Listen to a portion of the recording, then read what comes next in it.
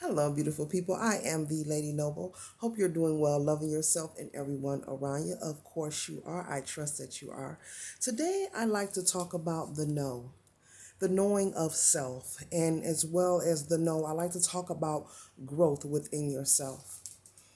There is a constant idea of wanting and needing to be competitive in this life, in this journey. I've made several videos on it, but it doesn't matter. To each his own. There will still be those out there who are in search of themselves, and during their time and their process, they're consistently competing and searching and looking to find out who they are. And in this process, they will continue to measure themselves against others. They will go about their day on a regular day basis, being confused and boggled down by the things outside of them rather than focusing on what's inside of them. And this confusion can create quite a stir. And I'm a firm believer, that practice makes perfect.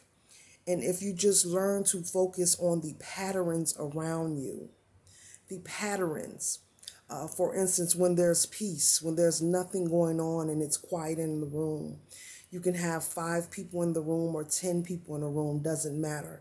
But at least one, if not all, or maybe half, will raise their hand and say, it's too quiet in here. It's too still in here.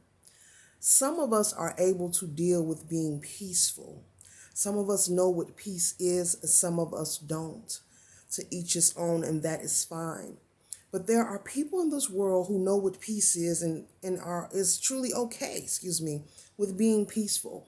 There are people who are truly okay with being alone. They don't find it a problem or a issue or a sickness to be alone or to be in stillness, to be still with the mind, the heart, the body, the soul, the spirit. It's perfectly okay and fine with them. There's some people who've been this way their whole life. They call them loners. And while they are referred to as loners, these people are often very peaceful. They're at peace with themselves, and their life isn't perfect, but they have an understanding that they don't need a crowd to feel comforted. They don't need to do what everyone else is doing to be comforted.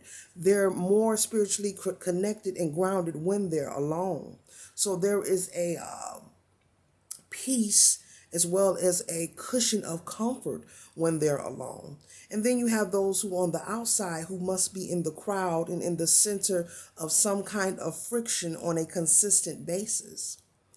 And then you have the one who stands outside of those two people and try to create the friction. You know, sometimes you can be so peaceful that it bothers other people. Sometimes you can mind your business so much and a person can find nothing wrong with you. You're not doing anything, but for the simple fact that you're content, it bothers them. So in these times and in this moment in these moments, those people will try to create friction. They see nothing's wrong, you're doing nothing wrong, you're minding your own business, but they will try to create friction in different ways. And as we grow, we have to understand to learn to recognize and discern when these moments come about. And not to respond to these moments, but to recognize them and remove ourselves from the presence of it or halt it. There's many ways you can go about doing so. Number 1, don't respond. Number 2, recognize that you don't need to respond and why you don't need to respond. But there are two different people.